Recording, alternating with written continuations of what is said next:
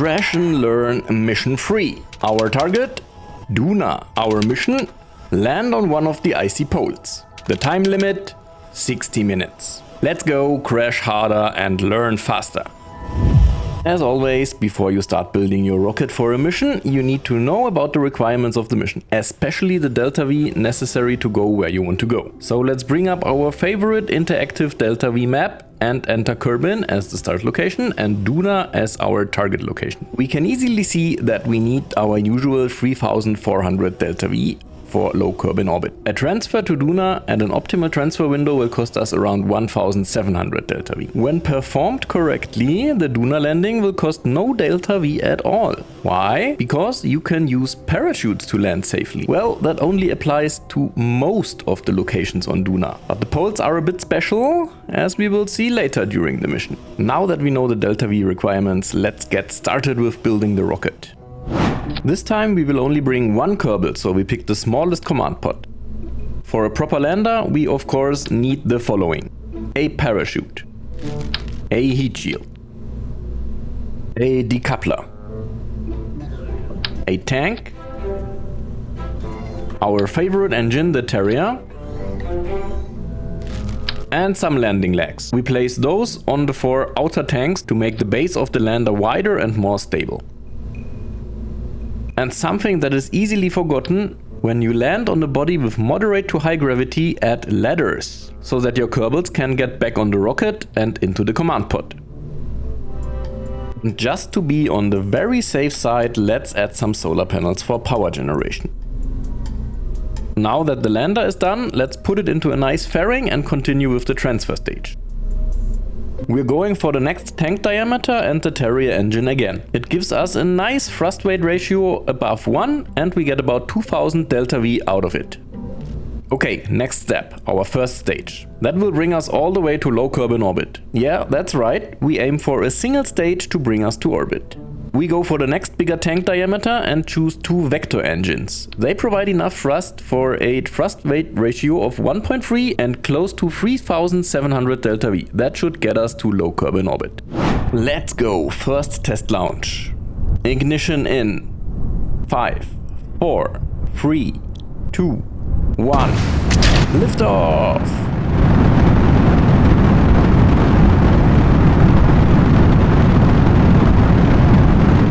Ascent profile looking good as well. And we made it to orbit. Yay! Let's plot a Duna transfer. I didn't really pay attention in this test for a proper optimal Duna transfer window, but we should be fine. We just let MacJab calculate the currently best possible transfer burn.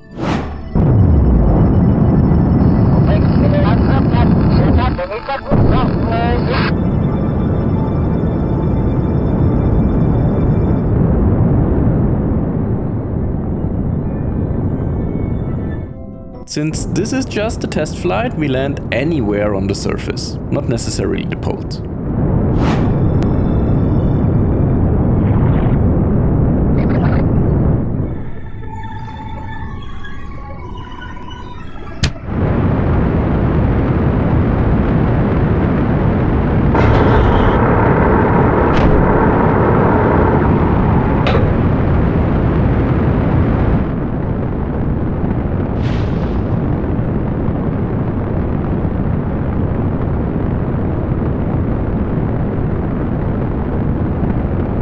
And touchdown! The very first attempt is already successful.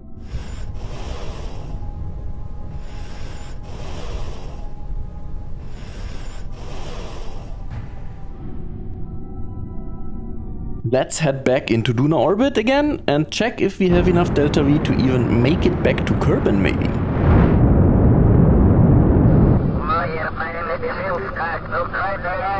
Turns out we don't have enough delta V. Also, looking at the timer, we have already spent way too much time with the test flight. We only have about 13 minutes left for the real mission. So this is our first learning in this crash and learn mission. Don't waste too much time performing the tests. Anyway, with 13 minutes left, let's attempt to speedrun the real attempt. Learning number 2. Have you noticed that we landed only relying on the engine and totally not using the parachute? Yeah. We would need that single parachute on top of the capsule if we make it back to Kerbin and want to land there. So we switch out the nose cones on the outer lander tanks with parachutes to use them during our Duna landing. Let me quickly show you how the transfer window planning works. Basically, you enter your start and destination locations and hit plot it. It will show you a nice diagram where the darker blue areas are the optimal times to launch for Duna and cost you the least amount of delta V. Once you reach the time of the launch window, Kerbal Alarm Clock even has a nice feature where it lets you visualize the launch angle. Okay, let's speedrun this.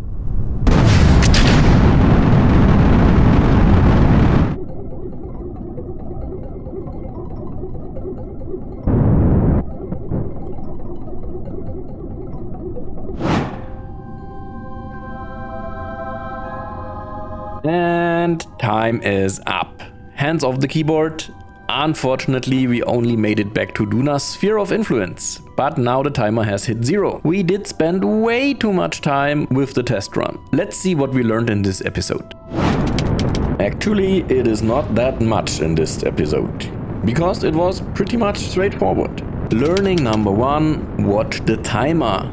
Don't spend too much time testing. Learning number 2, don't forget your parachutes.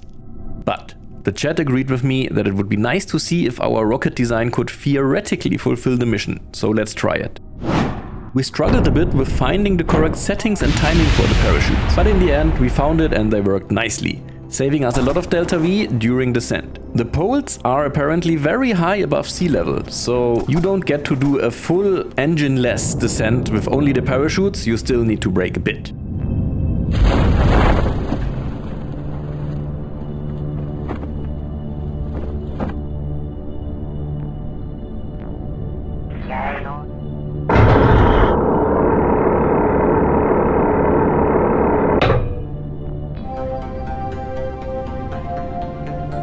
We finally landed on Duna's North Pole. Mission goal accomplished.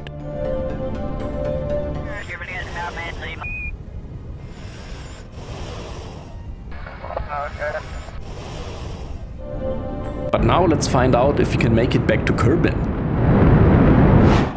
We are in orbit and we have about 600 delta V left. Whatever I tried, I couldn't find a maneuver that will bring us back to Kerbin with 600 delta V. So we're basically stranded here in orbit around Duna. The chat and me agreed again that it would be nicer to be stranded on the surface of Duna instead of orbit. So we performed another descent. Of course, only after redeploying all the parachutes. We chose that big crater at the edge of the North Pole for our landing zone this time. And we were not disappointed. This location made for some beautiful scenic camera shots. So, in summary, Crash and Learn Mission 3 in practice was a failure. We ran out of time.